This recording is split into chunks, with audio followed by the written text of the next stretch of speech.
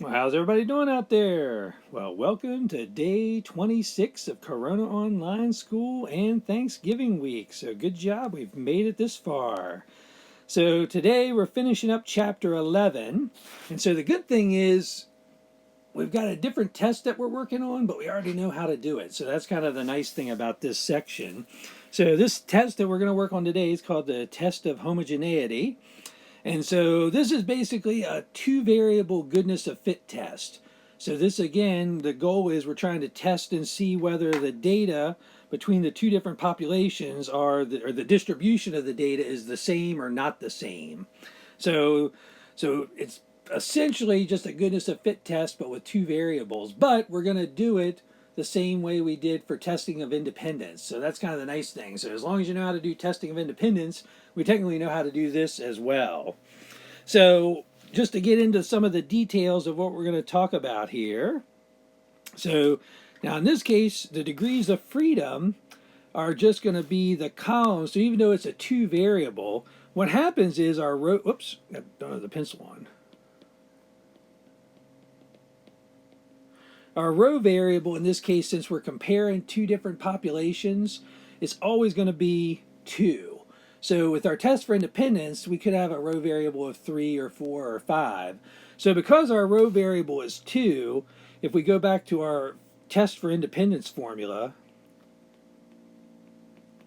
so in this case, since our row variable is always 2, 2 minus 1 is just going to give us 1. So that's why our degrees of freedom are always just C minus 1 for this. So if you wanted to use the test for independence, degrees of freedom, because it is exactly the same, you'll get the same answer either way. But in our section, we're always going to have two row variables. So if you want, you can just say the degrees of freedom are going to be based just on the number of columns, which is true in this case. So again, just like for tests for independence, our our null hypothesis and alternate hypothesis are always going to be the same. So the distribution of the two populations are the same for the null. The distribution of the two populations are not the same for the alternate. And so again, we don't have to worry about equals, less than, any of that good stuff because this is still a chi-squared distribution. So our test statistic, exactly the same. So we've got our big, it's messy, it takes a long time to calculate, but it's exactly the same as what we had before test for independence. The way we're going to calculate our degree, or p-value is exactly the same. So again, it's always a greater than, so it's always going to be the value up to 100,000, comma the degrees of freedom. And then again, our conclusion, just like we've been doing since way back when we started hypothesis testing, is exactly the same. All right, so let's take a look here and dive in an example so we can see what's going on. So many high schools survey graduating classes to determine the plans of the graduates. We might wonder if the plans of students have stayed roughly the same over the past decade or so, or whether they've changed. Below is a table that summarizes one high school. So in 2010, we had 245 students that planned on going to college or some kind of trade school after high school. We had 24 that planned on just going straight into employment. We had 19 who were planning on going to the military, and then 2 that decided they were going to travel the world first. And so there were 290 students total in the graduating class of 2010. And then 10 years later, in 2020, we had 288 that wanted to go to college or some kind of trade school, 17 that went into the job market, 5 that went into the military, 5 that wanted to travel, and then 315 total. So in this case, again, we're trying to use the test for homogeneity because we're trying to figure out whether this distribution is the same or different. So in this case, if we go and state our null hypothesis, so the distribution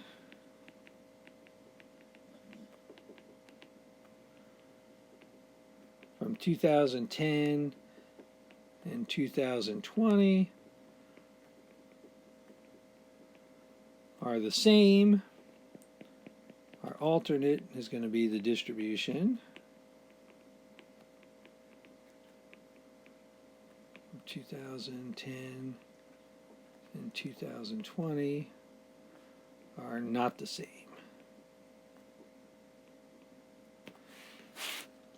All right. Oh, and I forgot to mention, like the expected matrix is exactly the way we calculated the expected matrix with the other one, where we'll take the row total times the column total divided by the grand total to get each of the different spots. So I forgot to mention that in the beginning, but the expected matrix is exactly the same. So let's come up with our expected matrix first.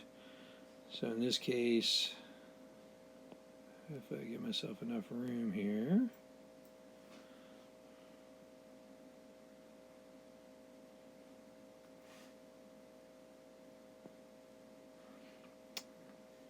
Yeah. So I'll calculate the first one, then I'll stop the video and come back because I don't want to bore you with because you'll probably get it after the first one anyway, and then I'll just plug the matrix in.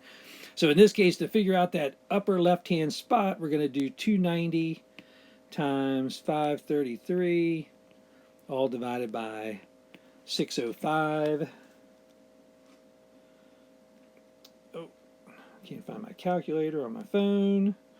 So 290 times 533 divided by 605.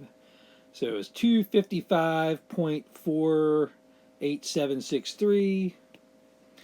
And so remember, it'd be nice if we didn't round these at all, but I know it's a little hard, like doing these on calculators and stuff like that. So try to minimize the amount of rounding you do. So I'd go out at least 2, maybe 3 decimal places, just so that way it won't affect our answer a lot at the end. So in this case, I'm going to do 3 decimal places. So I'm going to do 255.488. And so at this point, I'm going to stop the video and then I'll come back and finish up when I've got the matrix all done there. So that way you don't have to watch me bore you to tears with that. So that way we can check and see that we've got the same expected value matrix. So if you want to do this on your own and then compare your answers with mine, that would work good. So I'll be back in a second.